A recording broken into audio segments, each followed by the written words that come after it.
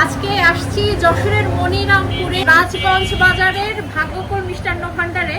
এই ভাগ্যকুল মিষ্টান্ন ভান্ডারের সব থেকে মজার জিনিস হচ্ছে এই রসগোল্লা, যে রসগোল্লাগুলো মুখে দেওয়ার সাথে সাথে পুরো একদম মেল্ট হয়ে একদম মিশে যাবে।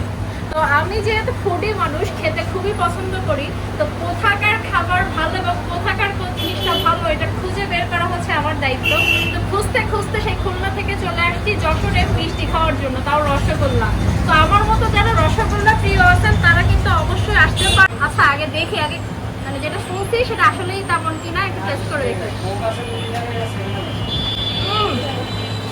এটা এত সফট, এত সফট এবং একদম মুখে দেওয়ার সাথে সাথে একদম মিলে যাবে আপনার গালের সাথে। মানে আপনি বুঝতে পারবেন না যে আপনি কিছু খাচ্ছেন, মনে হয় একবার 1 কেজি আপনি শেষ করতে পারবেন। মানে আমার মতো ফুডি যারা, তারা একবার 1 কেজি খেতে পারবে, ড্যাম শিওর।